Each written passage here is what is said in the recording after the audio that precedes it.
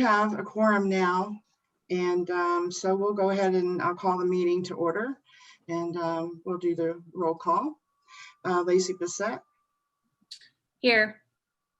And I should say this is the January 15th meeting of the Shelby Historic Preservation Commission. Pat Carlisle is out sick today.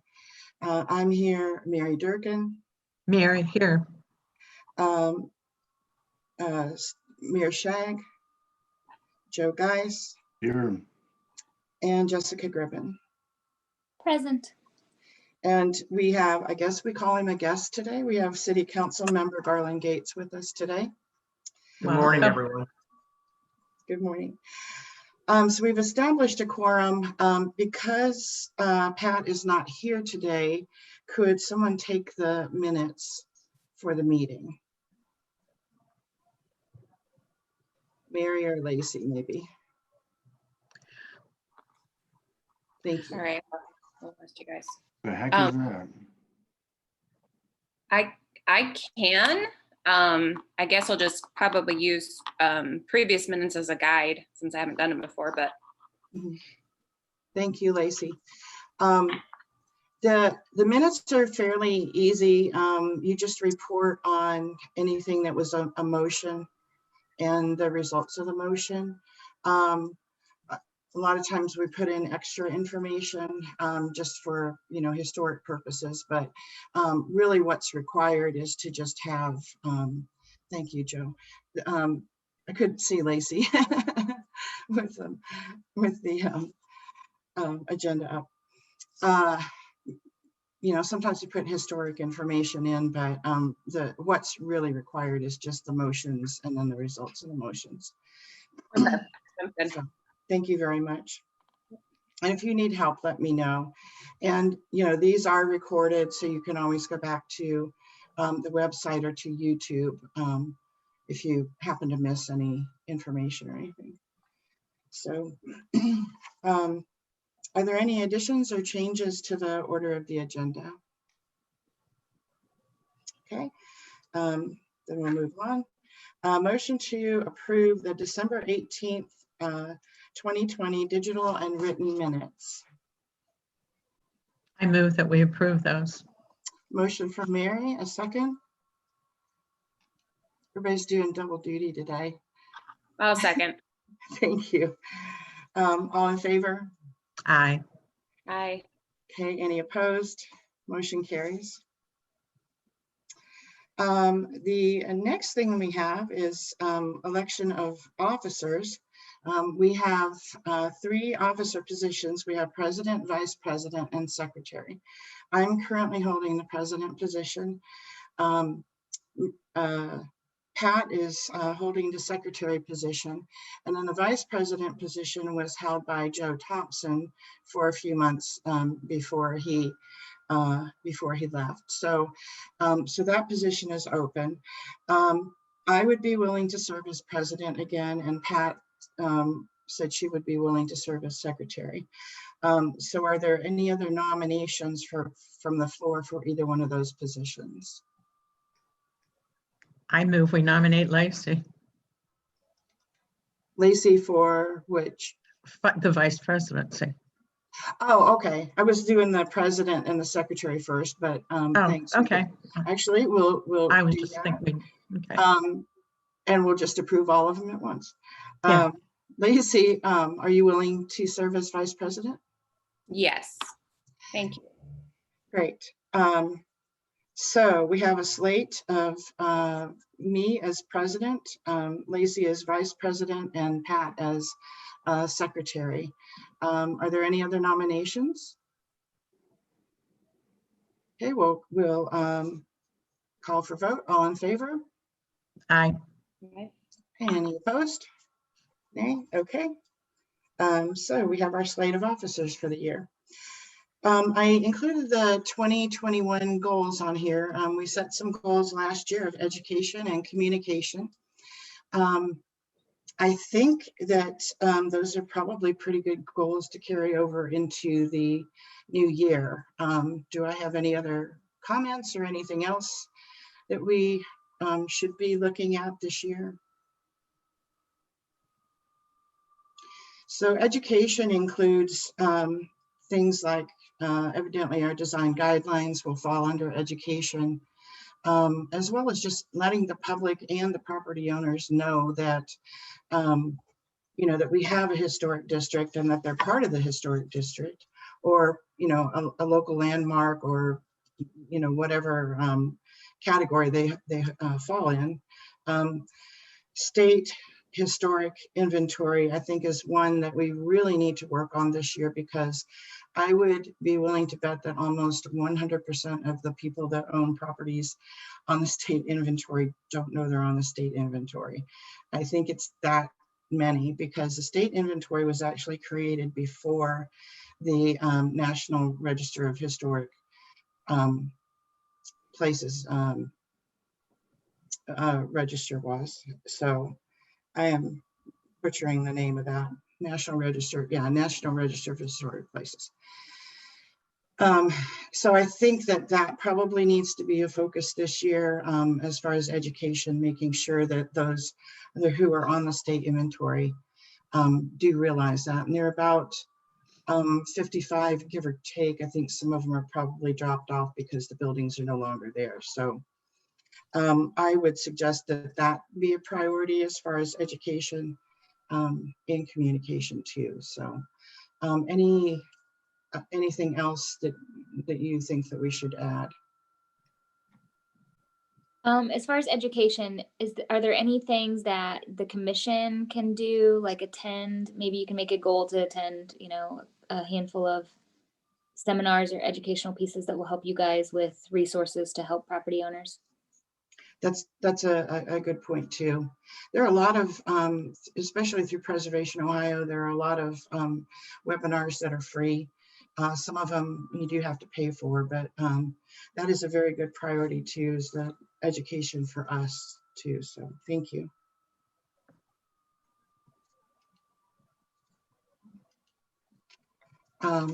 Anything else? Speaking of that, I mean, it's probably out of turn and I don't have it on the agenda, but I will send you the link. It's $49 and it's 4 weeks, but it's an entire course that talks about architecture and the different styles of architecture. And I thought that would be a really good thing. It's, I don't know if we could take money from our budget to attend that, but it is a webinar, and I think it's through Dallas. But I'll have to look. I have to find it again. I saw it on Facebook very briefly the other day and thought I really should sign up for that. So I will, I'll check into that and send you that information. Anything else as far as goals? Hello, Mayor Shag. Good morning. Mayor Shag is joining us now. Mayor Shag, we're talking about 2021 goals, and I think we're going to keep along the lines of education and communication. And we've talked about education for the property owners around the state historic inventory, because most of them probably don't know that they're on that inventory. And then Jessica also gave us the idea that we should probably look for education opportunities within our commission. So we'll start looking at some webinars and some things like that we can beef up on. Any other goals that we can think of? Councilman Gates, do you have any ideas of what we might look for? I think I like your idea about the Ohio Historic Inventory, that it's much more extensive than what I think any of us realized. And you're absolutely correct. I'm sure there are people who have no idea that their properties are listed on that. Yeah, there are several houses, several homes that are on that list too. The Dr. Dowd's house, the old Marvin house that's next to the railroad tracks. There's a house on Marvin Avenue too, that's been on and off for sale. Yeah. Isn't Tooby Town listed on that? Not yet, I don't think. Oh, I, That is one thing that's in a historic preservation plan that we'd like to look at. okay. I thought it was on the historic, on the Ohio inventory. I'll look again, but I don't think it is. But I'll look again. Okay. Any other comments on that? So we can build on that through the years as we find other priorities, but I think those are two really good priorities to start with under education and communication. So thank you. Reorganization of committee members. I think we should probably wait until we have a new member identified and appointed. So, and hopefully we have 60 days to do that. So hopefully we can find someone within the next month. I did put information out on Facebook, and I did have one person who contacted me, but he doesn't live in the city limits, and this has to be a city limits position. So, and if anyone can help, I think what we're looking at this point is to have I think we're missing that architectural, or historical architectural person, or, we have people that are involved in history and archaeology, but we're missing that, structural component, whether it's maybe that somebody that has contractor experience. Mary has some experience from working at Pioneer with that program, but we probably need someone that knows a little bit more about architectural history and along that line. So, which I think is going to be hard to find in Shelby, but hopefully we can find someone. So, any comments on that? Okay. So now we'll go down to the committee reports. And I sent you a final draft of the certified local government grant that we want to go for. Sent it to you with the changes that the State Historic Preservation Office recommended. One of the big things that I did was we had included a lot of in-kind match, and it's not really necessary for this grant. And they seemed like they were really saying, don't worry about putting it in because we're not going to look at it anyway.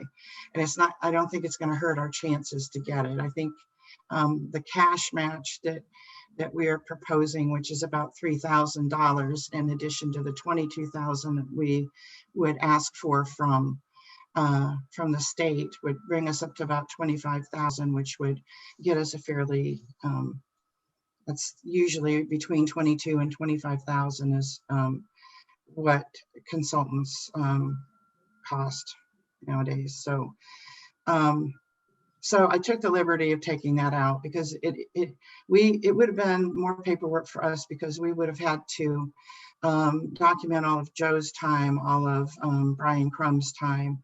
And if we left us as volunteers, we would have had to document all our time too.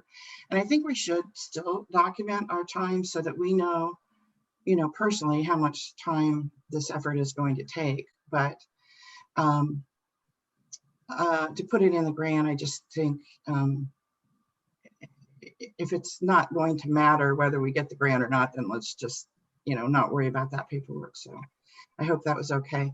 Does anyone have any other? Did you change the 22 amount to 25 then? Yeah, that was always in there. That cash match was always in there. So I left that part in, so. So instead of asking for 22, you're going to be asking for 25. No, we're asking for 22. Oh, you're still going to ask for 22. Okay. Yeah, and then city council hopefully will, kick in up to 3,000 if we need that additional, when we go out to bid and we get the bids back from the consultants. If it happens to be over 22,000, then we would have that cushion. This all has to be approved by city council yet. Okay. But we would have that cushion. And sometimes what happened last time we got the grant, they didn't give us the full amount because they have to kind of reallocate, when they put out the grant information, they have a ballpark figure of how much money they think they're going to be getting, but they really don't know until after the first of the year, or really, or even maybe later when they're appropriating the grant. They don't know how much money they have. So I think we might have gotten maybe, I don't know, Joe, was it like maybe a little bit less than 1,000 or more than 1,000 less than what we thought we were getting last time. So not a huge amount, but it's a huge amount for us if we have to, make up that amount somehow. And that's what we did. So would it be feasible to write the grant for 25,000 instead of the 22? I think that if we try to write it for 25,000, that might be detrimental for us. Okay. I think the lower end, and like Joe said last time, it gives us some skin in the game if we can say, yeah, we can pony up a little bit of money if need be. So I mean, I'm hoping for the size of our town and the type of design guidelines that we'd like to create. I'm hoping that that a consultant would do it for around 22 or 23,000, but we won't know until we win the grant and then go out for bid to see what the cost will be. So the between 22 and 25,000 is the amount that I heard from SHPO. So I feel comfortable putting in the grant for up to 25,000 with us kicking in some. But like I said, City Council has to approve this yet and approve the additional funding. So any other questions? Real quick, that's where Garland, we're looking to bring that to council at the first meeting in February. Okay, So we would need a sponsor for that resolution. I would be happy to do that. Thank you very much. Thank you. I'm sorry, I should have asked this sooner, but so they don't require a dollar amount committed, matching dollar amount. They'll cover 100% of it if they can, if it's up to that dollar amount. That's very unique. Well, it is, and it's not across the board for this grant, but design guidelines as well as the historic preservation plan are priority items for them, and there's a few other things that are priority items for them too. Normally it's a 60-40 match, and so, and probably in the future any grants that we do would probably fall under that category, but now at this point it's 100%. So, and I mean 100% is relative. If like I said, if somebody comes in and says, if a consultant comes in and says, oh, I'll do it for 25,000, then if we still want to implement the grant, we're going to have to come up with 25,000. So Sure. It just looks better on the application when they're grading these applications, and when they say, hey, look, Shelby, say they think this is important enough, they're going to put some money into this. It just looks better. Yeah. Yeah. And I just want to put a plug in again, and I know you guys are probably tired of hearing it, but maybe once we get design guidelines done, I'd still really like to pursue a joint effort to do a DRD with this group and CIC, utilizing those grant funds maybe next year, unless you guys think of or have a different use that you're thinking for it. Because I think as we move into downtown revitalization, and it won't actually even start until fall of this year, so it's not going to be done, but it would be great to have that in place. So as we see development, we start to, and then those funds could potentially, do things specifically. It's anchored by a historic building, so there's obviously a focus on preservation that could be beneficial for facade improvement grants in the future, things like that. So I wouldn't be me if I wasn't pitching for that to this group. So, and I do think historic preservation is going to be vital to restoration of the downtown area. I haven't asked that question specifically of SHPO, but I will ask that question so that we know. I keep reading through it and I can't figure out where it would fit in to the grant, that particular grant. So I'm going to ask them specifically, whether that can be funded. So. When we went to that conference in Galleon, I had asked, and I can't remember the lady, she was with Preservation Ohio, I think, but she indicated that that would be the best place to apply for it. Or Okay.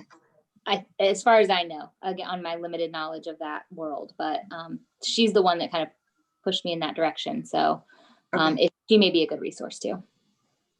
Yeah, SHPO is the one that allocates the money, so I probably should ask them directly. So, but I will do that. I probably should have done that before, but thank you. Any other comments on the grant? Great. I will finalize that grant then and get it to you, Joe, to be placed in the packets for the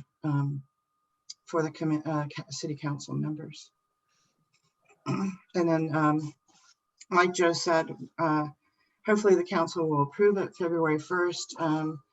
I plan to be there in case there's any questions. And if I'm allowed to be there, I'll be there. So we'll take care of that. Moving on, Rich History Alliance grant update.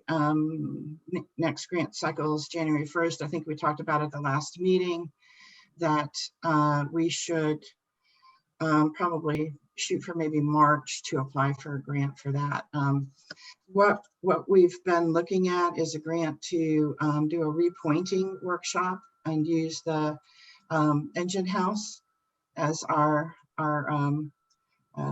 live workshop space, and repoint some of the ground level brick. And of course, with COVID, that's a little bit hard to do right now with having to maintain spacing and that kind of thing. So maybe by spring or summer, we're actually able to do that. We probably need to have a date when we send the grant information in. So that's what we're waiting on right now. I think the money is available for a small workshop. We just need to have some good weather and some good health from people. So designation number 3, public hearing for locally designated historic landmark nominations. And I'll read off what they are so that we have them. Shelby Center Historic District, the contributing structures to that. Most Pure Heart of Mary Church, Marvin Memorial Library, Shelby Pure Milk Company Barn, and Shelby Mutual.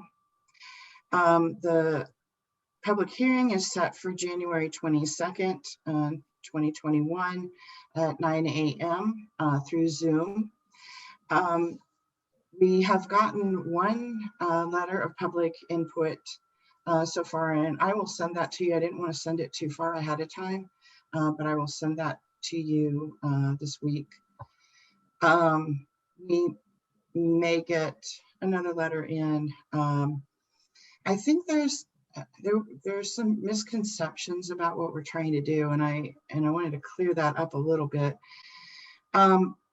This designating these properties to our, as a local historic landmark is really important and almost vital to being able to apply for this grant. They want to know that we actually have properties that these, local guidelines will apply to, and that, people and property owners are, willing to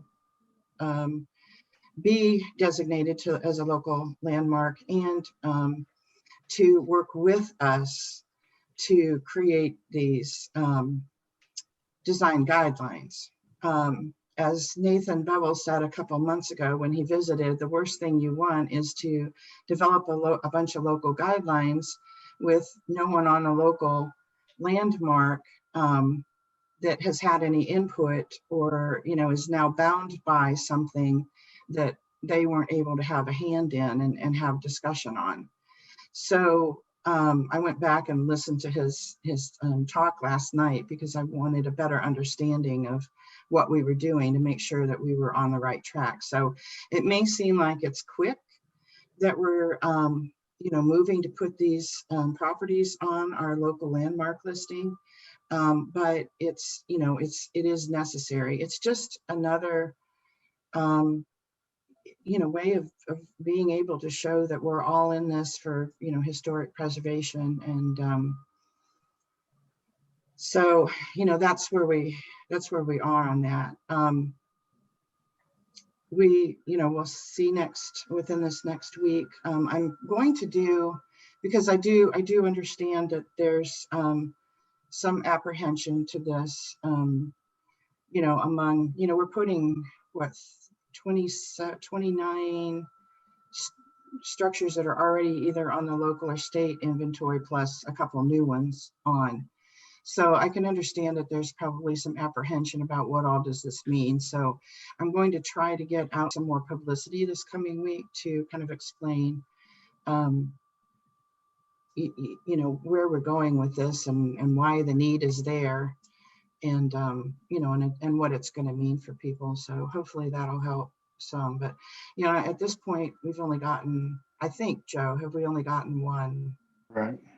Yeah, letter. Are you going to give the building owners, if they are interested in participating in the meeting, the Zoom link? Would you like to? I don't know that we put it in. Did we put that in the letter? I can't. No, I said, I could just said you can watch it, but if they want to, Yeah. I just hate putting the Zoom link out because there was a Board of Education meeting that had child pornography shared by someone who just jumped on there. But if we have interesting building owners, if we could share that with them, that way there can be some discussion. That's true. That's one thing that's been in the back of my mind with, a public hearing seems like it should be a public hearing, but we we just can't do that right now. So how do we compensate for that? But also, how do we compensate to make sure that it doesn't get out of hand? Too. I'm okay with that. What's feelings of the rest of the commission? It should be public. Yeah, it should be. I think too, I did talk to, I've talked to John Geis with representing the library. And then I talked to Kathy Webb. I happened to be on another webinar with her last night, and I talked to her for well over an hour, I think, about historic preservation. And I think with that group especially, they weren't given a chance to ask questions. And I volunteered to go, but I don't know that they're going to meet next week. But there were definitely misconceptions within that group. They thought that they were the only one that was being nominated, because that's the letter that they got, is your property is being nominated. And so I said, oh, no. I explained that, that there's, over 30 properties that are being nominated, and, and explain why this is happening so quickly. But, beyond that, I think that there's still a misconception of like, why do we have this third layer if we're already on the National Register and the state inventory? Why this third? And it's, it's really to protect our local, historical resources. What's important to us as far as historic preservation, and what would we not want to see go? I mean, let's be honest, Shelby over the years has torn down a lot of buildings that, might have been, historic landmarks if we, had thought about it and had tried to preserve them. So, and probably found some ways to reuse them. So, Joe, I guess we'll figure out how to reach out to them again. I don't know that we got a whole bunch of email addresses back. So we'll have, and Jessica, maybe you can help to try to figure out how we reach them again, short of sending. I hate to send another letter because it seems like the mail system's so slow right now that I doubt that they would get it in time if they're out of town, especially. So I'll get with you too after the meeting. We'll try and figure out how to contact everybody. Commissioner Councilman Gates. A question. I had asked Joe for the nomination forms for the Milk Barn and for the Mutual Building. I just want to make sure I have everything. The form I have for the Mutual Building is just the one page. Is that correct? Yeah, he gave additional, he tried to send us a whole document that he has on the history of the Mutual, but it was too large and Randy couldn't send it. So he was, I think he was going to try and send it a different way, but, and most of us had, prior knowledge of the history of the Mutual. And so I think that's why we weren't too concerned about getting it. It should be with the package, you're right. But yeah. And the Milk Barn was the completed form with an epic poem attached to it and a couple pictures. Yeah, that's okay. I just want to make sure I had it all. Yeah. Okay. Any other comments on that? I do know next week, if Pat's able to be with us, she can only be with us for maybe half an hour or so. She has another appointment, but so I want to make sure that Mary and Lacey, you can, at this point, you can be there for the public hearing. Great. Yes. Okay. Yeah, we're being short one person. It's we need to make sure we have a quorum. So okay. Thanks to Zoom, I can be here. I know. I love it. Yeah. Okay. Inventory, number 4, inventory. Continue to update the 55 Ohio historic inventory listings with contact information. That's going to be really vital as we, start to go out and approach these different businesses to let them know that they're on the list. So if I can get some help with that in the next month, that would be wonderful. It's another tab that's under that Google spreadsheet that you've been given access to. So any other questions on that? I don't think I have access yet. I mean, when I tried to put my new information in, I didn't. I'll look at it again. I know you can view it. I'm not sure if you can. I can view it, right, but I couldn't edit. I'll check on the access. Okay. Okay, good. Any other comments on that? Okay. Publicity, window signs. To Councilman Gates to give you an idea of what we've been up to. We had Cody Albert design for us. They're 9-inch by 12-inch window signs that we can place on the National Register properties, the Ohio Historic Inventory properties, and the locally designated properties. They're beautiful. And each one has, whatever the designation is, it'll say historic landmark, and then below it, it says, National Register of Historic Places, that kind of thing. So we're hoping to do that. They should be done by January 19th. And then we'll formulate a plan to start distributing them to the downtown businesses. Their 9 by 12 seems a little large, but when you start to put it in the front storefront window or maybe a side storefront as you walk in, I think it'll be proportionally appropriate. So Stan Kane Graphics, or Kane Graphics, is is printing them for us, and they can print them on demand, which was, you know, a big deal for us. We printed 50 of various types, and it would have cost us a lot more money. We would have had to order a minimum of 50 of one type if we had gone somewhere else. So Stan was willing to work with us on that. So everything was done locally. So we're really excited about that. And they look really sharp. I was joking that anyone that wants a color palette for a historic building downtown should use those colors, because we actually took the colors from the historic color palettes that we were recommending. So and it's really sharp. It's kind of a teal color and a rust color in it, I think, and maybe a beige or something like that. So we will figure out how to get them out in the middle of COVID with Mary out of town and, and Lacey and I both working, but we'll try and figure out a way to get them distributed fairly soon. So Yeah, I can help, you know, the second week in March. second week of March. Okay. Yeah. All right. Great.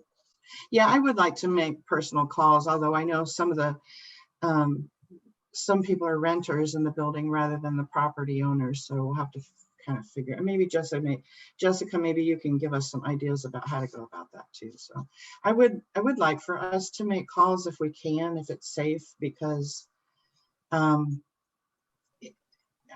think that we need to start getting our faces out, you know, in the public as you know, as preservationists. So It's a good way to open up dialogue too, for them to ask questions. You know, it's a friendly exchange. So, yep. Yeah. Thanks. The other thing that I was thinking about, and you know, in light of the fact that people are having questions, is to start some type of a newsletter. I very recently have had contact with Randy Sampsell as a result of the last meeting. He said, well, you know, I think it was Pat that mentioned storm windows. And so he's like, well, where can I get these storm windows? And I think, well, I thought Pat was just making a general comment, but my friend Julie Roll, who's with the Richland Preservation Action Group, has all kinds of resources. And I contacted her, and probably within 15 minutes, I had 4 companies that Randy could go to, you know, and try and get it. If you remember, one of the things on his certificate of appropriateness is he's fixing one of the windows on the 2nd floor because the sash was compromised. So he's restoring that window. And then he thought at the same time, you know, maybe he would get a storm window to try it out and see, you know, what it would look like and everything. So he has that information out. And that's what I feel we as a group should be doing, is really working with these property owners. You know, if they have questions like that, where do I find whatever? You know, and also in that conversation, I also got a person who is in Medina now who's fixing metal windows, and the skylights in the mausoleum are all metal windows. And, you know, to that point, we didn't have anyone that, you know, that we could ask about, you know, how to restore those. So now I have a contact for that too. So we'd like to be able to share, you know, some of that information. Randy also, the Preservation Ohio sends out an email of upcoming webinars that they have, grants that are coming up, awards, all kinds of things like that. And at the bottom of it were 2 grants that normally you think of grants as somebody that's a nonprofit, you know, can go for the grant. Well, in this case, if they're on the National Register, there's National Trust for Historic Preservation grants that they're eligible for. Most of them go for up to maybe 15,000, and you match them by 50%. So, you know, if someone had, you know, a $30,000 project, they could, you know, go for a grant to see if they could get half of it paid for. So those are the types of things that I think that we need to be pushing out to our property owners, because, you know, not all of them are going to have the money or qualify for these big tax credits and things like that. But, there are some places that they could go. The CLG grant that we have could be used in future years to help one of those properties on the historic register get some money for some of theirs too. And those can be, you know, up to around $20,000. So, you know, I'd like to start a newsletter. We'll have to formulate, you know, how we want to start doing that. It'd probably be monthly. The key is we need good email addresses to send that out. I don't think we want to do a mailing each month. So we need to get the list up to date. When we all went up and down Main Street getting all of that information, I collected email addresses. Did everybody else? I mean, don't we have those? I have some, but then, and you know, and then the state inventory, we have to, I don't know that we've done anything with that list. So we need to take a good look at that list too. Yeah. Yeah, we can send it out. Basically, if we were to make a phone call Mhm. to the owner, Yeah. ask for the email address, explain why we want to email them information to help them financially. Yeah. I mean, they should, you know, want to give us that email address so that we could just send, and it wouldn't even have to be monthly, as we gain new information, you know, send it off to them. Sure. I mean, it wouldn't have to be anything fancy. Right. I don't think we need to be fancy. No, I don't think Just so either. info, yeah. Okay. But Good. we definitely need, you know, to Mhm. look at which of those owners we don't have that information on, and go get it. Yeah. Yeah, that's good. Okay. Okay. We more on that next month. We'll try to, you know, get something formulated and I think even links, I think if it's links to articles that we found that were, you know, about historic preservation that might help somebody. Or, you know, or webinars that I've been sending Randy webinars that mostly because I've been working with him, you know, the most, but I've sent him links to some of the webinars that I watch too. So I think there's, you know, a lot of good ways. That's part of our education, I think, you know, Mhm. our education component that we should be helping to educate them too. So, okay. Any other comments on that one? Okay. Let's see. Outreach and education, educational meetings per se. We had talked, it was actually Joe Thompson's idea months ago to have educational meetings to talk about various points of the design guidelines. And, you know, that might be something that we do in the vein of when we actually start working on the design guidelines and different components of the design guidelines. Maybe we have some Zoom meetings where we talk with people, property owners about that, but we can think about that a little bit more later when we get the grant. That's going to be extra work for Joe too, I think so. Okay. That brings us down to unfinished business. The 1872 historic engine house, next steps. And I'm not sure if Mayor Shag is at his desk or not. We had talked early on before we realized that that the company was up for sale. We talked about maybe finding some grants for some restoration.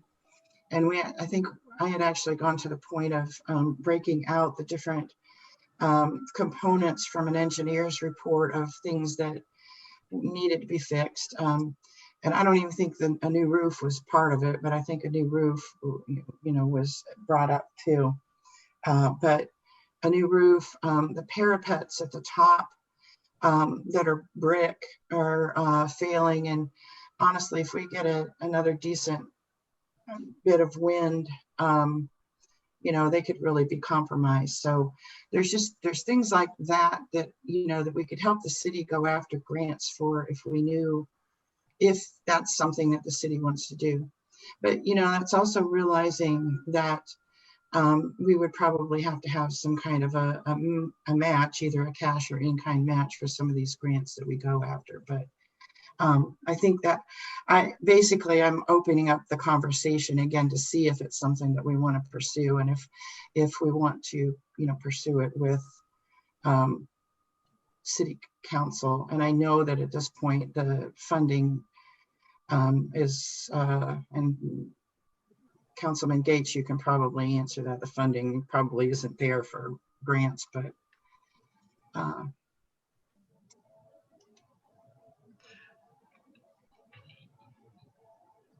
There's a line item in the general fund under miscellaneous for historic preservation. You know, if we have an idea of, you know, what, you know, a match on the city's part might be, we can put that in. The condition of the general fund is, we just had finance committee meeting yesterday. It's income tax revenues were not as bad, down as bad as we thought they could be. The trend though in Shelby for income tax collection is that we have a loss of revenue the year after the event. I'm thinking back in the 80s, in like 83, and the recession we had then, our income tax revenues got whacked in 84. And that's because two components of the income tax are based on the previous calendar year's income. That would be for businesses and for individuals. So, you know, and that's up to the finance director to come, you know, with what an estimate is of revenue. So, you know, there's a potential there, but you know, it's like everyone who wants to milk the same cow, there's only so much milk that the cow gives. mm-hmm. Well, and I think that you know, any restoration projects that we do would you know, we would need to work with city council hand in hand to make sure that it's something that that they want to do. I mean, right now it's still, building still belongs to the city. So, and there are some, you know, restoration projects that probably should be undertaken to maintain the building. So, you know, I guess we need maybe even a slight nod that this is something that we should pursue. I don't know. I think, for, you know, from a historic preservation standpoint, I think it's something that we should really look at, because it you know, preserving a building like that can provide impetus to restoring other buildings in the area too. When someone can see what can be done, you know, they're more likely to look at it. And I think, you know, that's one thing that, you know, that Randy Samsel is doing now. You know, he's putting a lot of time and effort and money into restoring the Dick Furniture building on the corner of Main and Gamble. And, you know, to the point of repointing brick on the outside, and, you know, and roofing, new roofing. And he's pretty much, you know, gutted the inside of the building to make it conducive to, you know, whatever someone wanted to come in and use it for. So, you know, whatever the final use or final disposition of the engine house, it still is a part of our historic district and, you know, part of the city of Shelby. So worthy of restoration, I think. Even if it's some small things like fixing, you know, I know the parapets to begin with are just, they're really in bad shape. So, and there's Oh, I think they used it to dry the fire hoses, the tower on the back. The engineer's report actually said that it was pulling, pulling away from the building, plus pulling on the back part of the building. So, if there's no use for that anymore, then maybe that could be torn off too. So, I mean, we'll come back at the next meeting with maybe a better idea of what could be done and start the dialogue if that's something that we as a group feel like we should pursue. Yeah, I mean, I think that maybe a first step would be kind of getting an idea of what all would need to be done in a relatively short time frame, and then prioritization of that. And then that would give us an idea too of how much like an initial ask would be for, some of the first projects. And if that seems likely, then you could kind of get an idea of, going forward, what else might be needed. But if it's, if whatever the, most important project is such a high amount that it's not likely that that's going to happen, then you might have to think about, alternatives. Yeah, and I think that is a good point. If we know, what needs to be done in an approximate cost, grants come up all the time, and we want to be ready to be able to apply for a grant, because that's really probably the way, short of trying to, find some local funding for it. I think grants are probably the way that we're going to have to go to, and match. And someone would need to do fundraising anyway, probably to, to have a cash match if city council, can't find the funding to help with that. So, well, to be discussed further, I think. Any other thoughts on it? I think it should be discussed with the revitalization group too. Yeah, with CIC. I think that is a good point. Yeah. We, through the CIC, and Joe, correct me if I'm wrong, I think we tried to look in the bylaws. I don't have a copy of the bylaws for that group, but if we went after funding, it probably, it could be funneled through CIC, or it could be funneled through the city too. So, so we would need to check into that, different ways of funding that. So, and the CIC right now is going through a massive fundraising effort for the downtown revitalization project, especially the park down there. So, and doing very well at it, by the way. So, yeah. So good things to come, I think. And there was already a study done on the firehouse, wasn't there? Yeah, that's what as far as what needed to be done. Mm-hmm.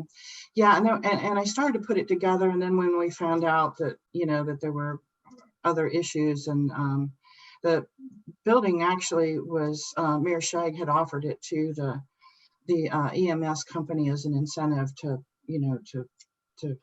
finalize the contract, but they're just interested in leasing it, for what I understand right now. So, we have some time to, and I don't know when that lease ends. I don't know how long it is. Do you know, Joe, or? I'd have to look, but I think it's important that you bring this up though, because as Garland will tell you, it comes up on council every meeting. What is the purpose of this?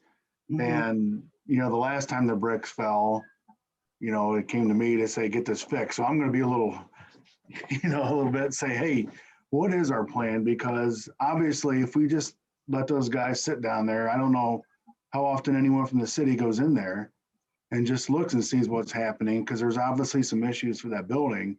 If we just let it sit there and obviously it's serving a purpose, because that's about the only place in town where that ambulance service can run. But if we don't continue up the maintenance on it, we're going to have some issues. Right. So I guess that's a good, discussion with the administration and councils. It's on, we don't talk about it much at the council meeting, but what is our long range plan? Because if we don't put money into it, it's gonna get bad. Yeah. Yes. That might be a good topic for a committee of the whole. Okay. The committee of the whole is a parliamentary technique where the entire council meets not as council, but as a committee, and it's easier to discuss things. It's less formal than the council. But to have the council and the administration and historic preservation together and, spend some significant time and discuss, starting with, does the city even want to, dispose of that real estate? And there's two ways you can do it: is you open it up, for sealed bids, or through the CIC, there can be a private sale. But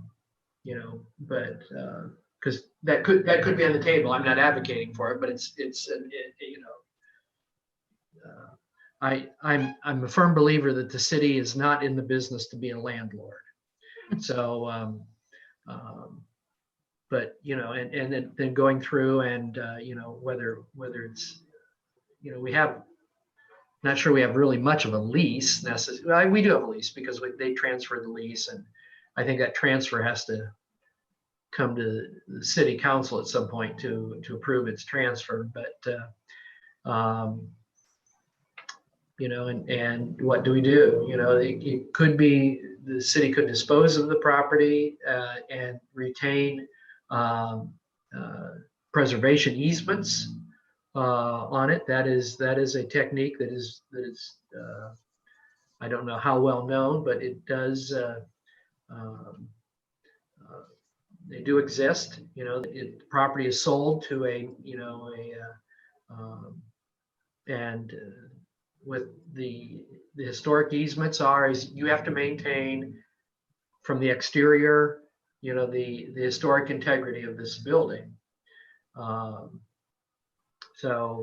again, I think a committee of the whole at some point where we can spend some significant time in discussing this. Folks, I need to scoot, wouldn't you know? But I did get my couple questions answered, and I hope that the answers I've given have been helpful today. So thank you for your service. It is appreciated. Thank you. Stay warm and dry. That'll be easier for someone to stay warm. I won't mention any names, but her initials are Mary Durkin. So. Well, all right. Take care, everyone. Thanks You so too. much for coming today. Thank you. Well, we're almost finished anyway. How about that? Engine House history digitization, that's on hold. Hopefully we can get to that this spring, maybe. 59 West Main Street, not quite closed on that property yet, unless it's been in the last couple of days. So we're still waiting on that one.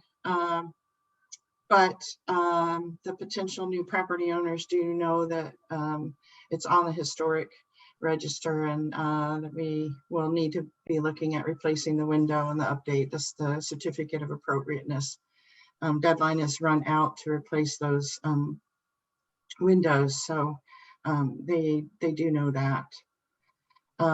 Any other comments on that? Okay. New business, we're still looking for a new commission member.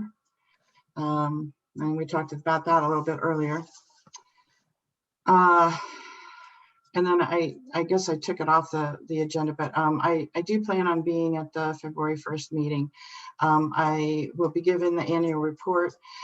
We checked the other day, Joe helped me check the other day, and we just need to have a written report to City Council by the end of January, and we will comply with that by providing it in their packet that'll be ready for the February 1st meeting. So, and I'll go through the highlights with them at that meeting, as well as be available for the CLG grant to answer questions. So be there for that.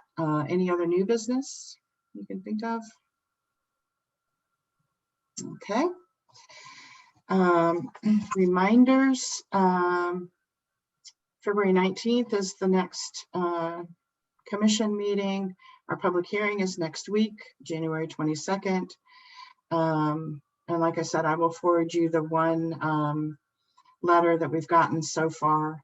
And if we get any more, and then in the next week, then we'll go ahead and forward those two. And then the council meetings are January 19th. It's on a Tuesday this time. And then because of the holiday, and then February 1st at 7 p.m. Anything else for the good?